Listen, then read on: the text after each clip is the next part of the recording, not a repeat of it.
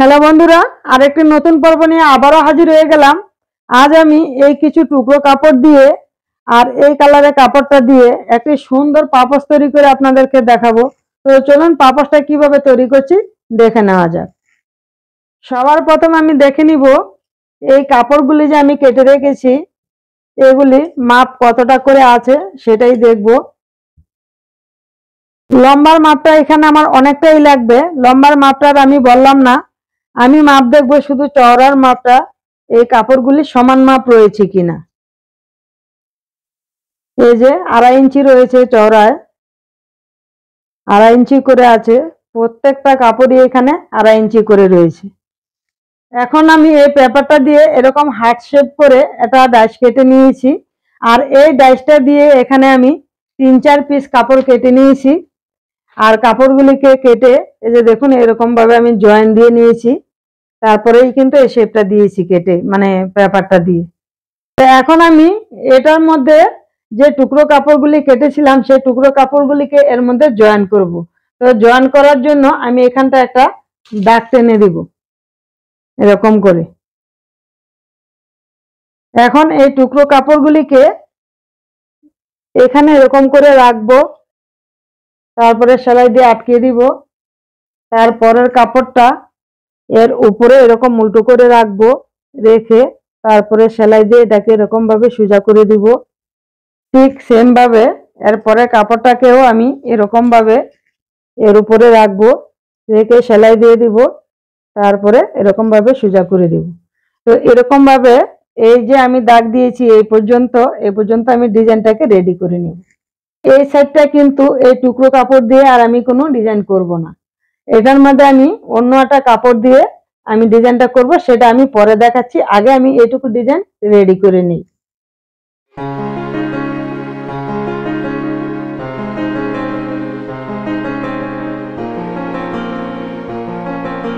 এই যে এখানে কাপড়ের টুকরোগুলিকে জয়েন দেওয়া হয়ে গেল। এখন এই যে বাড়তি কাপড়গুলিকে এগুলিকে কেটে ফিনিশিং দিয়ে নিতে হবে। আর কাটার জন্য এভাবে এটাকে উল্টিয়ে নিতে হবে, উল্টিয়ে নিয়ে এখন এই কাপড়গুলিকে কেটে দিতে হবে।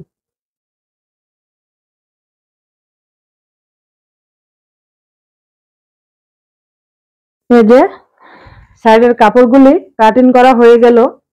এখন এই সাইডটাকে আমি এক কালারের কাপড় দিয়ে মেকআপ করে দিব, আর এই কাপড়টা আমি এখানটায় সেট করব এইভাবে এরকম করে।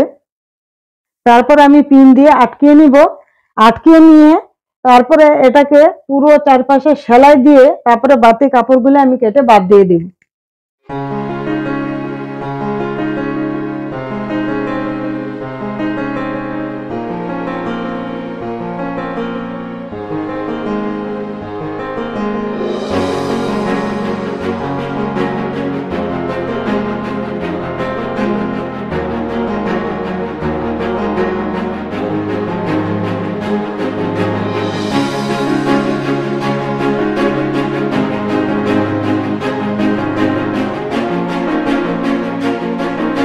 এই যে এখানে লাল কাপড়টা সেটিং করা হয়ে গেল।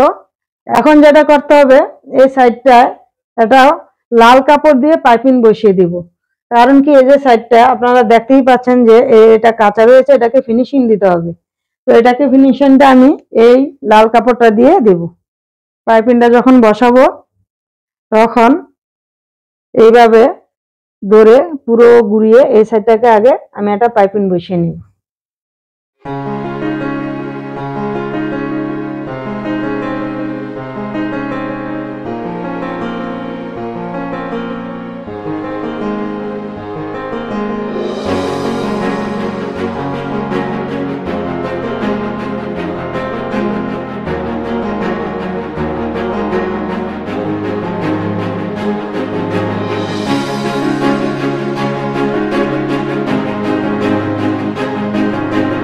এই যে এই সাইডের ডিজাইনটা আমি লাল পাইপিংটা দিয়ে করে দিলাম, মানে লাল কাপড়টা দিয়ে পাইপিংটা করে দিলাম।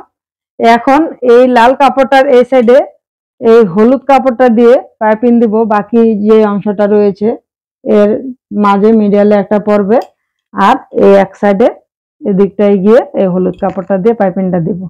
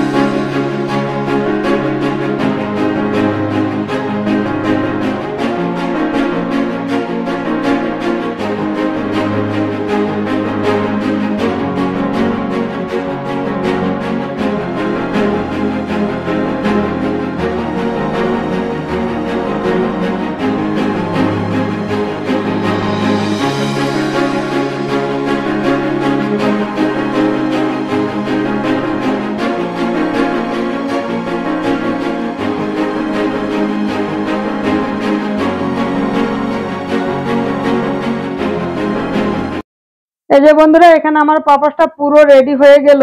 আপনারা দেখতেই পাচ্ছেন পাপোশটা কতটা সুন্দর লাগছে। তো আজকে আমি সম্পূর্ণ নিত্য নতুন ডিজাইনের একটি পাপোশ তৈরি করে আপনাদেরকে দেখালাম। এখানে আমি দুটো কালার দিয়ে পাপোশটা করেছি, মানে এটা হলো এক কালারের উপরে আর এটা হলো টুকরো টুকরো কাপড় জয়েন দিয়ে এটুখানি ডিজাইন আমি করেছি। আপনারা চাইলে এই এক কালারের উপরে পুরোটা করতে পারেন বা এরকম জয়েন দিয়েও কিন্তু পুরোটা করতে পারেন। এই ডিজাইনটা কিভাবে তৈরি করবেন, কিভাবে আপনারা সেট করবেন, এটা সম্পূর্ণ আপনাদের নিজেদের পছন্দ। তো এরকম ধরনের আরো নিত্য নতুন ভিডিও পেতে হলে আমার চ্যানেলটাকে সাবস্ক্রাইব করে নেবেন। আর আজকের ভিডিওটি যদি আপনাদের ভালো লেগে থাকে তাহলে একটি অবশ্যই লাইক দিয়ে দিবেন আর কমেন্ট করবেন, সকলের সাথে শেয়ার করবেন। তো আজকের পর্বটা আমি এখানেই শেষ করছি। আবার খুব তাড়াতাড়ি আরেকটি নতুন পর্ব নিয়ে চলে আসবো। ততক্ষণের জন্য আপনারা সকলে ভালো থাকবেন, সুস্থ থাকবেন। আর ভিডিওটা সম্পূর্ণ দেখার জন্য ধন্যবাদ।